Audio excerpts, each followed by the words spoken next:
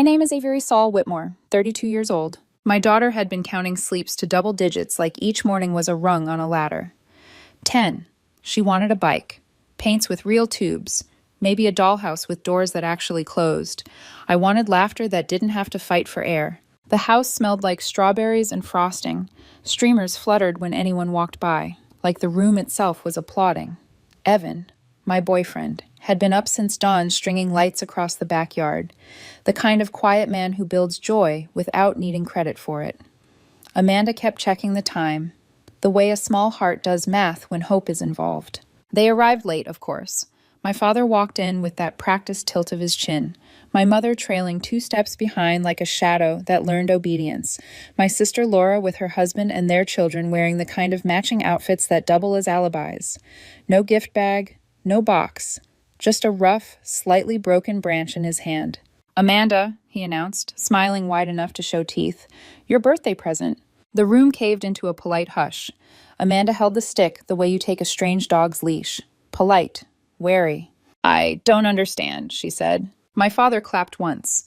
"Expensive presents are only for other grandchildren." He laughed. Laura chimed in with a giggle. Her husband grinned. A couple of guests let out those airy courtesy laughs people do when they don't yet realize they're laughing at a wound. Amanda's face folded. Her eyes flicked to me, to Evan. "Why is Grandpa saying that?" Evan's jaw tightened. His hand found the small of my back, grounding me like a lighthouse in a storm. My mother stared at her lap. Laura's mouth curved with the kind of amusement that thinks it's invincible. "What the hell is wrong with you?" I asked him, low enough to cut without shouting. He shrugged, free as a man who has never had to apologize. "You don't deserve my respect, Avery. Why spend money on your daughter?" The laughter died, the way a candle surrenders to a window draft. Suddenly, helplessly. A chair creaked. Someone coughed.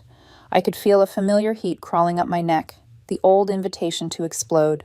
I didn't take it. Instead, I smiled. I stood. I walked to the cake and picked up the knife. For a second, the room held its breath. Not because anyone thought I'd do something reckless, but because they understood I was about to do something final. I cut 2 perfect slices, one for Amanda, one for Evan, and set them in front of the only 2 people in the room who mattered to me in that moment. Then I turned to my father. "You are no longer welcome here." Silence pressed itself into the walls. Not awkward, not performative. The deep, seismic kind that means a foundation just shifted and nothing is going back where it was. No one spoke for 30 minutes. My father sat with his arms crossed, grin draining by degrees, as he realized no one would bail him out this time. My mother kept tracing the seam of her purse with her thumb. Laura refused to meet my eyes. Guests stood in clumps, pretending to check their phones, while the air recalibrated around a new law. Amanda sat beside Evan, picking at her cake with small, careful bites. She wasn't crying anymore, but she wasn't smiling, and somehow that hurt worse. Finally, he scoffed, leaning back like he expected the ceiling to applaud him. "Are you serious, Avery? Over a joke?" "You humiliated my daughter at her own party," I said, voice even, like reading a charge. "That's not a joke." "She's 10, he waved. "She'll forget by next week." Amanda lifted her head. "No, I won't." Something twitched across his face. Doubt, maybe, but it vanished quickly, buried under habit. "This family's gone soft," he muttered. "Get out," I said. He laughed, sharp and ugly. "You're kicking your own father out because you didn't like his gift?" Evan stood, calm as a verdict. "Leave. Now." My mother finally raised her eyes, mouth thin, gaze darting between us like a bird trapped in a house. Laura tried to smooth it all with that dismissive little laugh. "Dad was just—" "You think it's okay that he treats Amanda like garbage while your kids get everything?" I asked her. She shrugged, started a sentence with, "Maybe if you weren't so," and I let the rest die on the floor between us. "Let's be clear," I said, looking at all of them at once. "Dad has never respected me. He's always favored you, Laura. Fine, but the part where Amanda feels less than, that ends today." My father pushed his chair back, jaw hard. "The victim complex on you. You walked into my little girl's birthday party and handed her a stick, then announced you only buy real gifts for other grandchildren." I stepped closer, not loud, just undeniable. "That's not a complex. That's you being a selfish, bitter old man." For the first time in my life, he had nothing ready to throw back. He stared, fists curling, a king trying to remember where he misplaced his crown. I turned to my mother. "And you?" Are you going to sit there and let him do this? She hesitated, and when she spoke, her voice was smaller than I'd expected, but clear.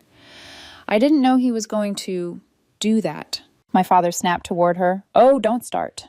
She kept her eyes on me. Avery's right. It wasn't a joke. It was cruel. Laura gaped. Mom. My mother stood. We should go. My father gave a hollow laugh I'd never heard before. You're on her side now? She didn't say yes. She simply picked up her purse and headed for the door. The absence of her no was louder than any yes could have been.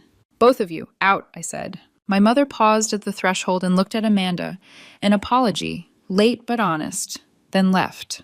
My father lingered, scanning the room for allies, and finding only people suddenly fascinated by the floor.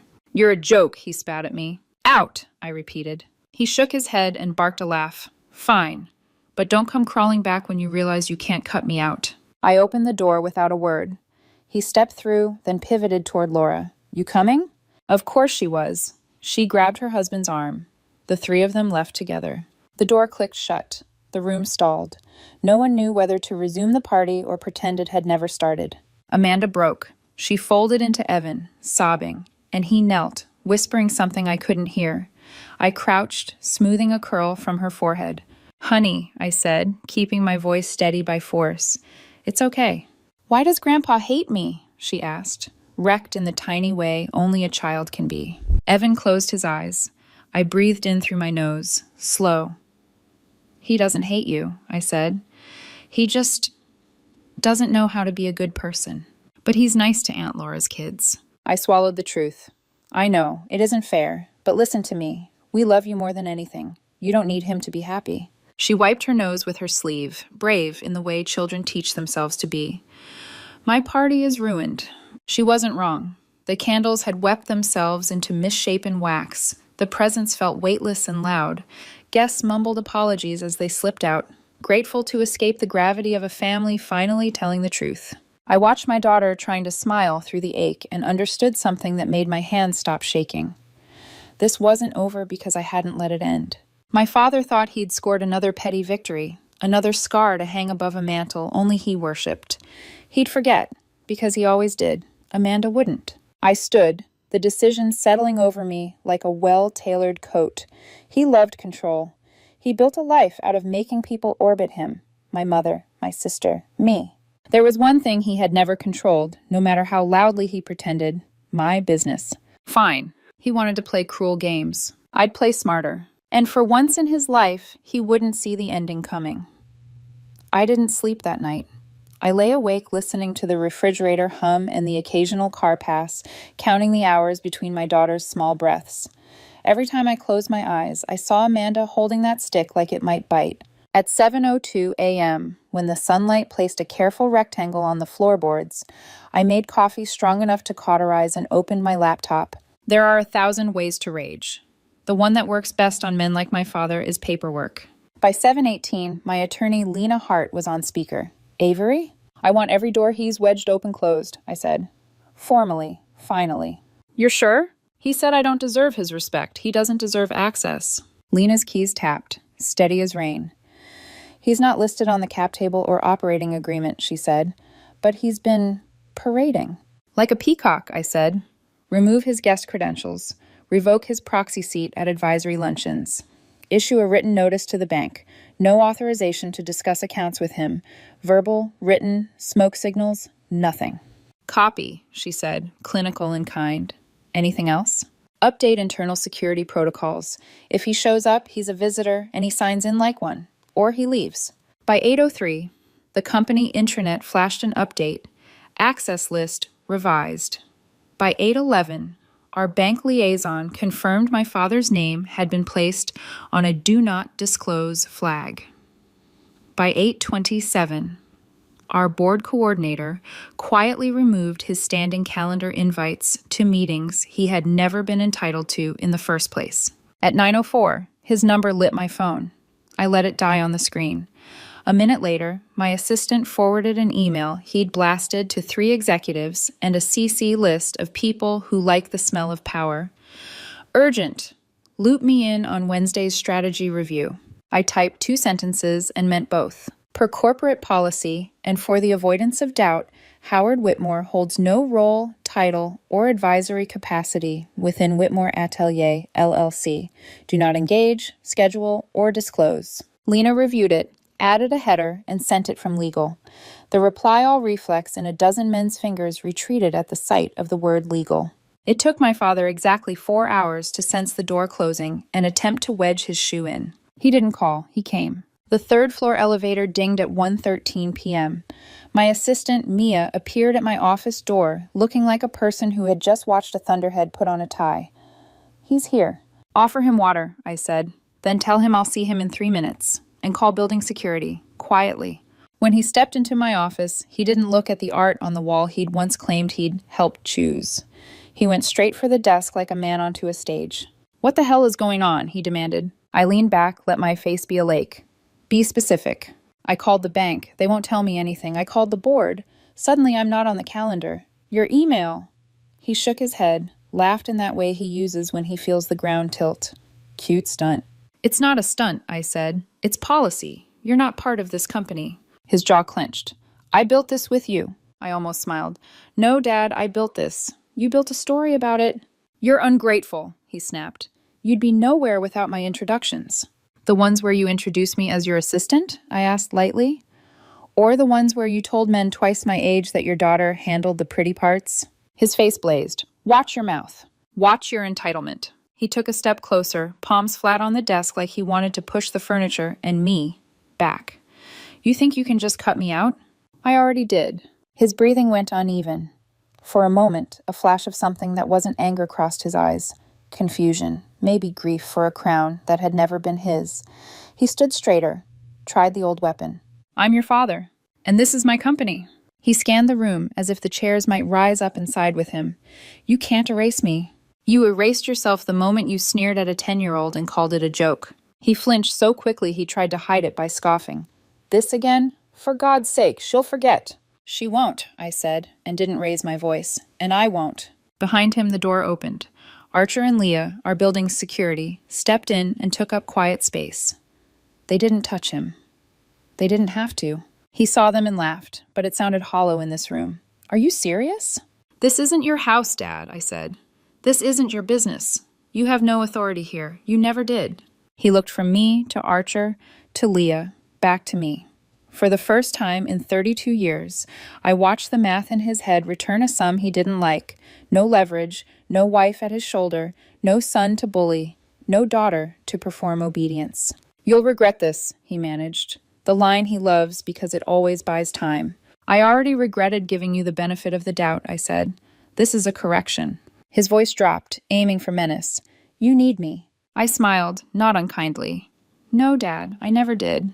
He puffed his chest, telegraphing the swing that would never arrive. It was performance. The theater was bad, and the audience had left. He opened his mouth, about to throw something sharp, when the door swung again and changed the weather. My mother stood there, small purse clutched in both hands, spine straight in a way I realized I'd never seen. Howard, she said, calm, and it stunned him more than any shout. Come with me. He frowned. What are you doing here? Avery, she said, turning to me. Can we speak for a moment, alone? I nodded to Archer and Leah. Give us the room, please. When the door closed, my father rounded on her. What did you tell her? She didn't answer him. She looked at me. I'm sorry I didn't stop him yesterday. You could have, he spat. She flinched, then breathed like a swimmer who'd found shallow. I'm not here to argue about yesterday, she said. I'm here to talk about tomorrow. I crossed my arms. Go on. Her hand trembled, and then it didn't. I want out. My father actually laughed. Out of what? This, she said simply, waving a small circle that managed to include him, his anger, and the life he kept insisting was inevitable. I've been silent for decades. I watched you play favorites. I watched you tear her down because you couldn't stand that she built something you didn't.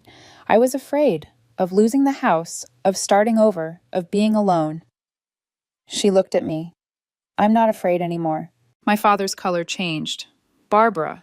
She faced me, and I saw it. No wobble, no apology. If I file, she said, will you help me? My father slammed his fist against the desk. The pen tray hopped. This is your fault, he hissed at me. You've poisoned her against me. Dad, I said, almost gently, you did that yourself. He stared like he didn't recognize the room, then barked. You walk out, Barbara. You get nothing. Not a cent. I tilted my head. Are you sure about that? He swung his glare to me. What's that supposed to mean? You never handled the finances, I said. You barked orders, and assumed control was the same as competence. Don't talk to me like... Don't interrupt, I said, and he actually stopped. I tapped the desk. Our legal team did some housekeeping. Turns out you took out personal lines of credit, Dad. You bent the banker's ear about our business and assumed I'd cover it when the balances came due. He tried to mask the micro-panic with a smirk. Bluff. Call the bank, I said. Ask what happens when payments stop. I let the implication sit. Spoiler, they don't come for me. He looked at my mother. Don't do this. She met his eyes and, God help me, I felt pride. I've already spoken to counsel, she said. Everything in my name is mine. Half the house, half the savings. And given the last 25 years, my attorney thinks I'm entitled to more. He opened his mouth. Nothing came out. It is a particular silence, the kind that descends when a bully realizes the bell has already rung and no one is staying after class. My phone buzzed. Evan. We took Amanda for ice cream. She's grinning sprinkles at strangers. A breath I didn't know I was holding left my body. That was the only outcome I cared about. I looked back at my father. It's time to leave. He stared at me. Anger, confusion, and something I recognized and didn't have a word for, maybe the gravitational memory of a throne being carried out of the room. He squared his shoulders, then sagged, just a fraction. You'll regret. I held up a hand. We're done. Archer opened the door as if he'd been listening for that line. My father didn't fight. He walked out, every step the sound of something old cracking. My mother lingered. Thank you, she said softly. For what? For reminding me I still have a choice. She followed him into the hall, not behind, beside. I closed my laptop. The room was quiet. The company hummed beyond the glass, indifferent to the drama, devoted to the work. Through the window, I could see two designers arguing about font weights like the fate of the world hinged on the right bold. Rage had wanted spectacle. Love wanted systems. I chose love. When I left the office that evening, the air outside smelled like rain that never arrived. I drove toward the ice cream shop where Amanda would be pressing her face to the display, arguing the philosophy of toppings with Evan like it mattered, and it did. The stick was already in the trash. The memory would stay a while, but the story had changed hands. He loved control. I love my daughter. In the ledger that actually counts, that's the only line that matters. When I woke up the next morning, sunlight spilled across my bed like an apology, the kind that doesn't fix what's broken, but tells you you're finally free to stop bleeding for someone else. It had been a long time since my house felt quiet in a way that wasn't tense. Amanda was humming in the kitchen, her small voice rising and falling between notes of a song she'd made up about pancakes. Evan was laughing softly, pretending to burn the next batch just to make her giggle. For the first time in months, my home didn't smell like fear. It smelled like cinnamon and peace. I should have known that meant the phone was about to ring. It was my mother. Avery, she said, her voice tight, formal, like she was calling from inside a courtroom. He's gone. I sat up. Gone where? She hesitated. Not missing, just out. He left last night after you threw him out of your office. Took the car, a few clothes. He hasn't come home. I waited.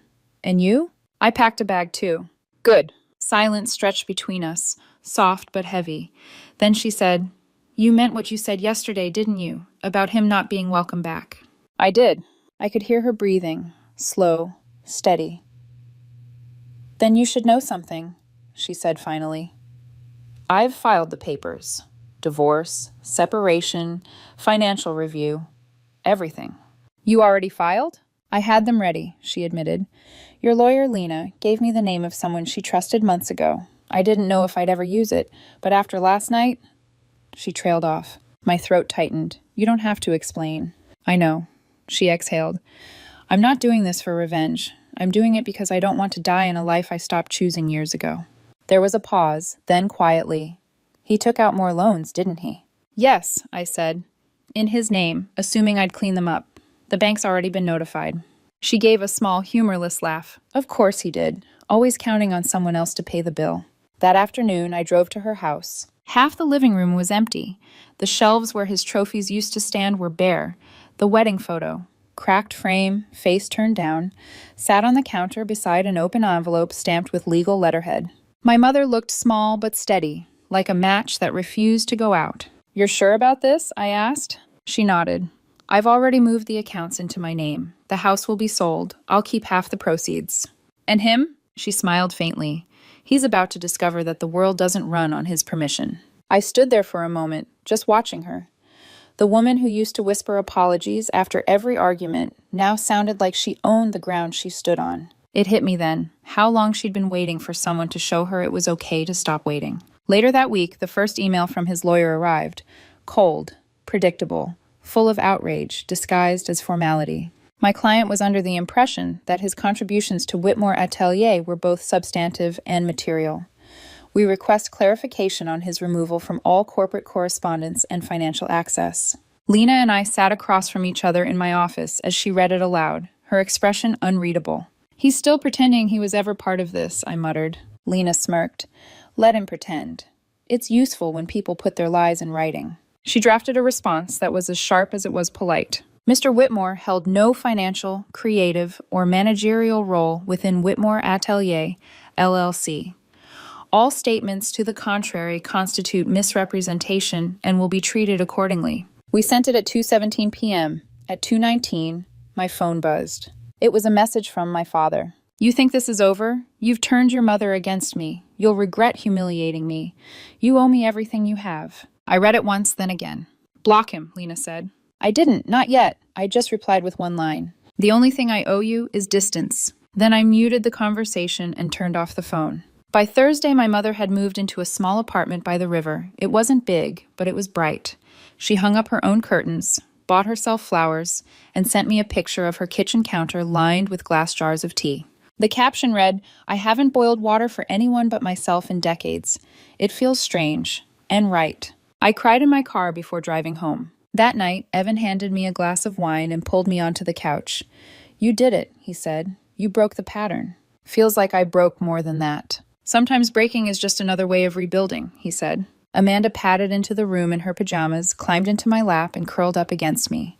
She smelled like soap and frosting and sleep. "Mommy," she murmured, "is Grandpa gone forever?" "Yes, sweetheart." "Good," she whispered. "He made you sad." I kissed the top of her head, my throat burning. "Not anymore." A week later, a letter arrived at the office. Official stationery, my father's scrawl on the envelope. Inside was a single page. "You think you won, but all empires fall, Avery. You'll come running back when you need me." I folded it once, placed it in a folder labeled Unfinished Business, and slid it into the cabinet I never opened twice. Because I knew something he didn't. Empires built on cruelty don't fall. They dissolve. Quietly. Piece by piece. Until there's nothing left but the echo of a man who thought power was the same as love. A few weeks later, my mother called again. Her voice was lighter, almost amused. "He's trying to claim your business on his taxes," she said. I nearly laughed. "Of course he is. What do you want me to do?" "Nothing," I said. "Let him dig. He'll find nothing buried there except his own debts." She chuckled softly. "I almost feel sorry for him." "Don't," I said. "He never felt sorry for us." There was a pause. Then she said something I hadn't expected. "You know what the best part is?" "What?" "I don't hate him. I just don't need him." And somehow that felt like the real victory. That night, Evan and I sat on the porch watching the sky bruise itself into evening. Amanda was asleep inside, her stuffed animals lined up like a jury around her pillow. "You okay?" he asked. "Yeah," I said, taking his hand. "For the first time, I think I am." "Good," he smiled. "Because something tells me your father's story isn't over, but ours doesn't have to stop for him." He was right. Because some stories don't end with revenge, they end with release. The next chapter wasn't about him anymore, it was about us. By the time spring came around, everything had changed. Not all at once, but the way ice breaks quietly before anyone hears it. The papers were filed, the accounts separated. My mother's name was finally hers again. And for the first time in my life, there was no one pretending to control everything. No one claiming credit for my work. No one calling love a debt. The silence that followed wasn't empty, it was earned. The first person to break that silence was, of course, him. He left a voicemail one Sunday morning. I was folding laundry with Amanda humming in the next room when my phone buzzed. His voice came through the speaker, hoarse, brittle, smaller than I'd ever heard it. "Avery, I don't know what your mother's told you. I don't know what she's done, but you've gone too far. I'm still your father. You can't just erase me." Then a pause. The sound of breathing, shaky and uneven. "You think you've won something, but all you've done is destroy this family." I deleted it without replaying. A minute later, Amanda came running in with a crayon drawing of our house. Big blue roof, a tree, a stick figure family, me, Evan, and her. 3 smiles, no ghosts in the background. "Do you like it?" she asked. "I love it," I said, and I meant it. 2 months later, I was sitting in my office when Lena came in, holding a folder. "He filed for bankruptcy," she said. "Those loans you found, the ones he assumed you'd pay, they caught up to him." I didn't smile. I didn't even feel vindicated. I just nodded. "Is he okay?" I asked, surprising both of us. Lena shrugged. "He'll have to be." That weekend, I took Amanda to the park. She was wearing her favorite yellow dress, the one with the little sun stitched on the collar. "Mommy," she said between swings, "are we going to see Grandma soon?" "Yes, she's taking us to the art fair next week." Her face lit up. "Can I show her my painting?" "Of course you can." Then quieter. "Will Grandpa be there?" I pushed the swing gently, the air moving through her hair like gold ribbons. "No, sweetheart," I said. "Grandpa's not part of our story anymore." She was quiet for a moment, thinking the way children do. Big thoughts in small bodies. "Good," she said finally. "He made you sad." I smiled. Not anymore. A few days later, my mother came over for dinner. She looked different, lighter. She'd cut her hair short, traded pearls for a simple silver necklace. "I got a job," she said as we sat down to eat. "What kind?" "Receptionist at the art center downtown. It's nothing fancy, but it's mine." Amanda gasped. "Grandma, you work where they have paintings?" "That's right," my mother said with a grin. "And I get to see them every day." For a moment, watching them laugh together, I thought about how small decisions could rewrite entire generations. Maybe this was what healing actually looked like. Not perfection, just choice. Later that night, after my mother had gone home and Amanda was asleep, I sat on the porch with Evan. The air smelled like rain that hadn't yet arrived. "You ever think about him?" Evan asked. "Sometimes," I admitted, "but mostly when I'm trying to figure out how not to become him." "You won't," he said simply. "You already broke the pattern." I leaned my head on his shoulder. "Do you think he'll ever call again?" "He'll try," Evan said. "People like him always try, but you don't have to answer." And that was the difference. For the first time, I truly didn't. Weeks passed. The company thrived. Clients called, projects rolled, life went on. Not bigger, just clearer. Then, one afternoon, Lena knocked on my office door again, holding another folder. "Your mother's divorce finalized," she said. "The settlement's clean. She kept half the house, half the savings, and full ownership of her new life." I exhaled, long and slow. "Good." Lena hesitated. "There's one more thing." Inside the folder was a copy of a signed statement, my father's. He had relinquished any claim, financial or familial, to my company. His signature, scrawled at the bottom, looked smaller than I remembered. "Why'd he sign it?" I asked. Lena smiled faintly. "Because when you have nothing left to hold over people, you finally start letting go." I stared at the page for a long time, then folded it neatly and placed it in a drawer. The last piece of him, filed away where it couldn't touch me. That night, I came home early. Amanda was sitting at the kitchen table, coloring. Evan was washing dishes, humming softly. "Long day?" he asked.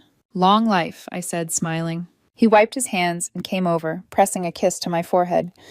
"You look lighter." "Maybe I am." Amanda looked up from her drawing. "Mommy, can I tell you something?" "Always." She leaned forward, whispering like it was a secret meant for the whole world. "When I grow up, I want to be like you." The words landed somewhere deep, in the part of me that used to ache from trying too hard to please people who never deserved it. I crouched beside her. "Then promise me something," I said. She nodded. "Never let anyone make you feel small, just so they can feel big." She tilted her head.